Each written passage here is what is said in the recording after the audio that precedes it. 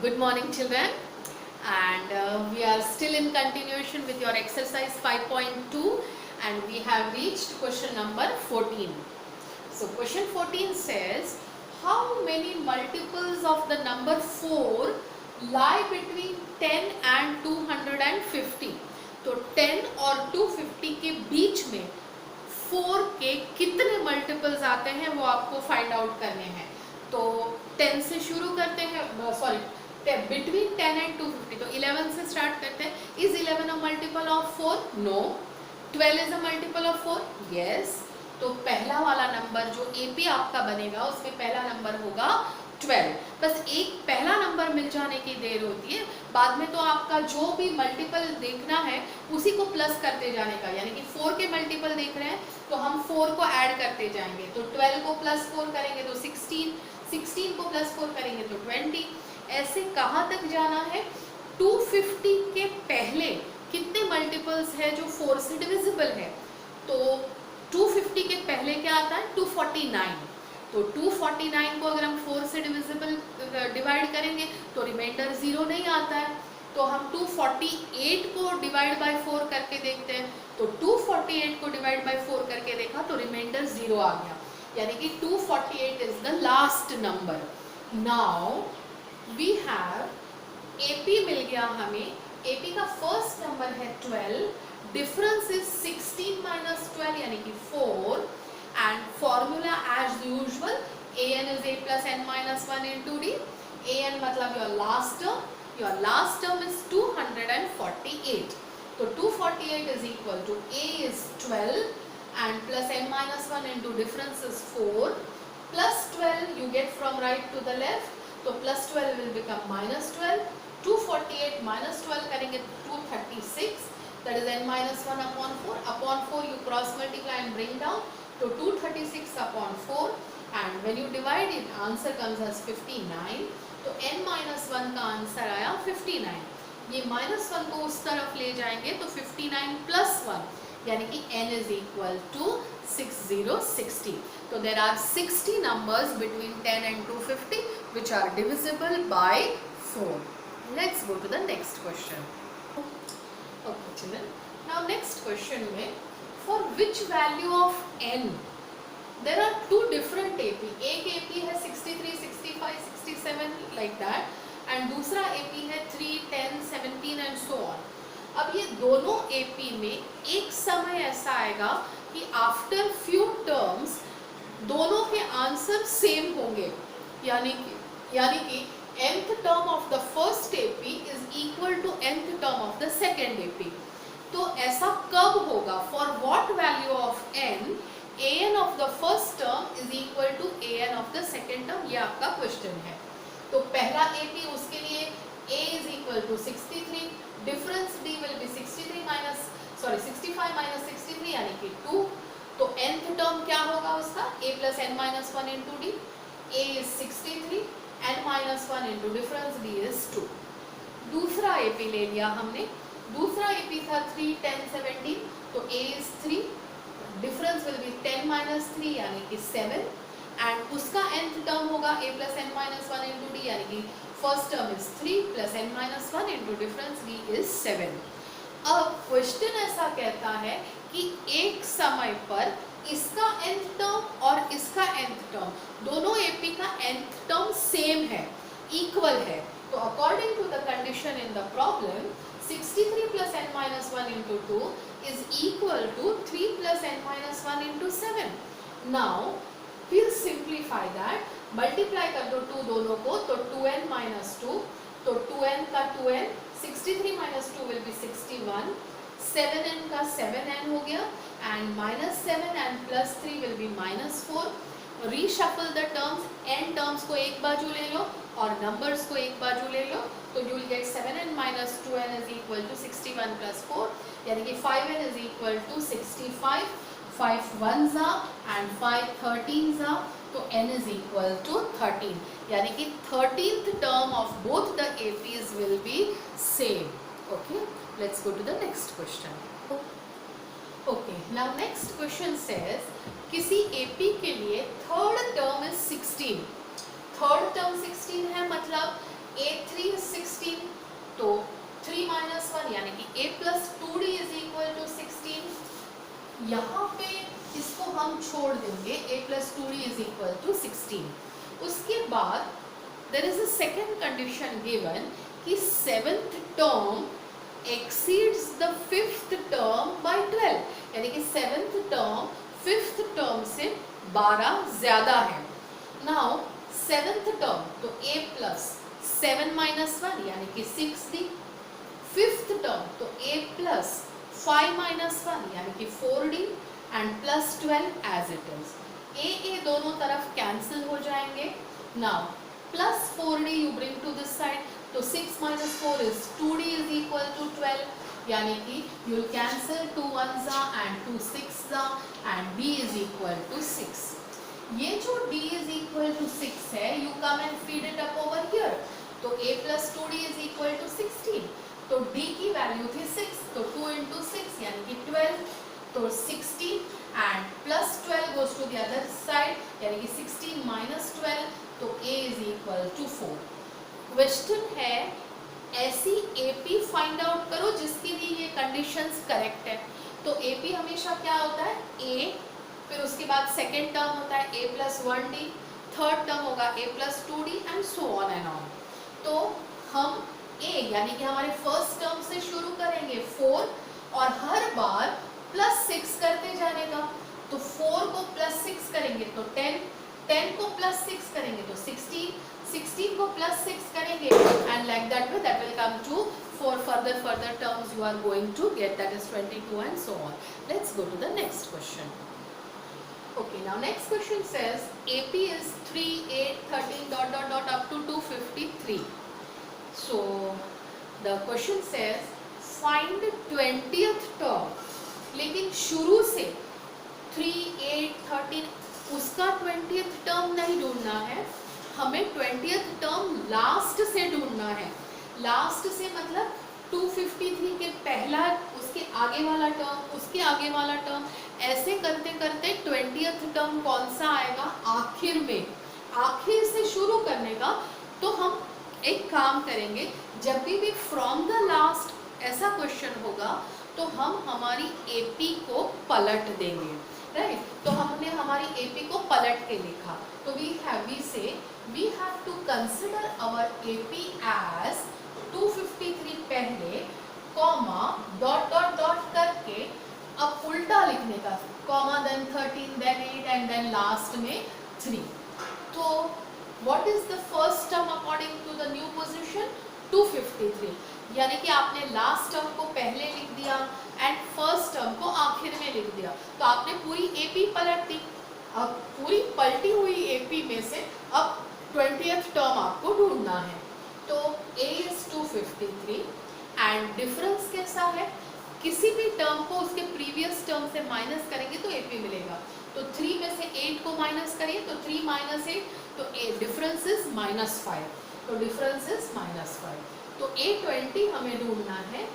A20 का मतलब होता है AN की फॉर्मूला के हिसाब से A plus 20 minus 1 यानी कि 19D, तो A plus 19D यानी कि 20 minus 1 यानी कि 19D। डिफरेंस D का जो वैल्यू मिला है आपको वो है -5, तो -5 को 19 से मल्टीप्लाई करेंगे तो 95 आएगा। So therefore 253 minus 95 which is 158। So we found out the 20th term from the last will be 158। Let's go to the next question। Okay children, now next question, that is 18th one। आपको कहता है कि पहले AP find out कर लो और पहले 3 terms find out करके दो। तो आप AP फाइंड आउट करोगे तो पहले 3 टर्म्स आपको आराम से मिल जाएंगे, राइट। नाउ AP ढूंढना है और आपको 2 कंडीशन दिया है कि 4th टर्म और 8th टर्म दोनों को अगर आप ऐड करोगे तो आंसर इज 24। एंड दूसरा कंडीशन है 6th टर्म और 10th टर्म, अगर दोनों को ऐड करोगे तो आंसर इज 44। नाउ 2 टर्म का टोटल, 4th टर्म और 8th टर्म का टोटल इज 24। अब उसको सॉल्व करेंगे A4 an की फॉर्मूला यूज करो, a प्लस 4 माइनस 1, 4 माइनस 1 कितना होता है 3, तो a प्लस 3d, और A8 में an की फॉर्मूला इस्तेमाल करो तो 8 माइनस 1 कितना होता है 7, तो a प्लस 8 माइनस 1 यानी कि 7d is equal to 24। Now a और a दोनों को ऐड करेंगे तो a प्लस a कितना होता है 2a, and 3d plus 7d का टोटल होता है 7d इज इक्वल टू 24। अब सब में देखो 2 का मल्टीपल है, तो अगर हम इसको 2 से डिवाइड करेंगे तो a, 10 को 2 से डिवाइड करेंगे तो 5, और 24 को 2 से डिवाइड करेंगे तो 12। तो एक इक्वेशन मिला a plus 5d is equal to 12। तो one equation is over. Now we go to the second equation. तो second equation is a6 plus a10 is equal to 44। तो सिक्स्थ टर्म an की formula apply करो तो a plus 6 minus 1, 6 minus 1 कितना होता है 5, तो a plus 5d plus a10 के लिए an की फॉर्मूला अप्लाई करिए तो 10 माइनस 1 होता है 9, तो a प्लस 10 माइनस 1 यानी कि 9d is equal to 44। a और a दोनों को ऐड करोगे तो 2a, एंड 5d और 9d को ऐड करोगे तो 14d, that is equal to 44। अब वापस हम देखते हैं कि पूरा इक्वेशन 2 का मल्टीपल है, तो हम 2 से डिवाइड करेंगे फुल इक्वेशन को। 2 को 2 से डिवाइड कर दो तो खाली कुछ नहीं रहेगा 1, 14 को 2 से डिवाइड करो तो आंसर आएगा 7, 44 को 2 से डिवाइड करोगे तो 22। तो दूसरा इक्वेशन मिल गया a plus 7d is equal to 22। Now दोनों इक्वेशन को सॉल्व करेंगे हम। बड़े इक्वेशन को पहले लिख लेंगे, a प्लस 7d इज 22, उसके नीचे छोटा इक्वेशन लिखते हैं a plus 5d is equal to 12। हमेशा की तरह we subtract, so subtract plus a and minus a cancel हो गया, 70 माइनस 5d, तो 7 माइनस 5 होता है 2, तो 2d इज इक्वल टू 22 में से 12 माइनस करोगे तो 10 बचेगा, तो 2 1s एंड 2 5s कैंसिल होगा, तो d is equal to 5, d is equal to 5। Now ये जो d इज इक्वल टू 5 आपको मिला था, that you go and substitute it in this equation over here. तो a प्लस 5d 12 था, तो a प्लस 5d 12 था, उसमें a प्लस 5 इंटू डी का वैल्यू यहाँ से आपको मिला 5, तो d की जगह पे 5, 5 5 25, तो a plus 25 is equal to 12, plus 25 उधर जाएगा तो माइनस 25, तो 12 माइनस 25 बड़े नंबर का साइन है माइनस, तो माइनस 13 इज योर आंसर। तो आपको अगर AP ढूंढने को कहा है तो AP में फर्स्ट टर्म a माने फर्स्ट टर्म, तो फर्स्ट टर्म है माइनस 13, उसको डिफरेंस ऐड करो तो माइनस 13 को प्लस 5 करिए, माइनस 13 को प्लस 5 करते हैं तो माइनस 8 आता है, माइनस 8 को प्लस 5 करिए तो माइनस 3 आएगा, एंड लाइक दैट वे आपको AP मिल जाएगा। अगर कोई आपसे सेपरेटली 3 नंबर्स मांगता है, first term, second term, third term, तो first term is minus 13, second term is minus 8 and the third term is minus 3। Let's go to the next question. Okay, so children, now next question is about a person. He started his job in 1995 and जब उन्होंने job शुरू किया तो his pay scale was 5000. अब हर साल उनको 200 rupees का increment मिलेगा, तो नेक्स्ट ईयर उनकी इनकम क्या हो जाएगी 5200। फिर नेक्स्ट ईयर वापस 200 रुपया उसका सैलरी बढ़ेगा, तो नेक्स्ट ईयर हो जाएगा 5400। तो ऐसे करते करते उनकी सैलरी जो है 7000 कब होगी, कितने सालों के बाद the salary will become 7000, this is the question. तो बिगिनिंग सैलरी वाज 5000, मतलब A first term of the AP is 5000। हर साल 200 का कॉमन इंक्रीमेंट हो रहा है, यानी कि common difference D is 200, and finally आप 7000 को कब पहुंचोगे, यानी कि योर AN इज पूछोगे आफ्टर हाउ मेनी ईयर्स, तो आपको क्या ढूंढना है, n फाइंड आउट करना है। तो let's write the formula, an is equal to a plus n minus 1 into d. an यानी कि 7000, a is 5000, n minus 1 difference is every year salary difference is 200 plus 5000 comes this side, so 7000 minus 5000 यानी कि 2000, n minus 1 into 200, bring 200 down and cancel with each other, तो n minus 1 का answer आ गया 2000 upon 200, यानी कि all zeros will cancel and you get an answer 10, तो n minus 1 is equal to 10, minus 1 goes to the other side and becomes plus 1, तो n is equal to 11. तो after 11 years his salary will become 7000. Let's go to the next question. Okay, now next question, that is 20th one. Again it is a word problem. There is a lady named Ramkali. This Ramkali saves 5 rupees in the first week. तो पहले हफ्ते उसने 5 रुपया बचत कर लिया। अब she decided कि हर हफ्ते every week she will increase her savings by 1 rupees and 75 पैसा। तो सेकेंड वीक में उसकी सेविंग क्या होगी, 5 रुपीज प्लस 1.75 यानी कि 6 रुपीज 75। नेक्स्ट वीक में और 1.75 इंक्रीज करेगी अपने सेविंग को, तो वो उसने अपनी सेविंग शुरू कब की, 5 रुपये से शुरू की, तो हर फर्स्ट वैल्यू वाज 5। बाद में हर हफ्ते वो क्या कर रही है, इंक्रीज कर रही है।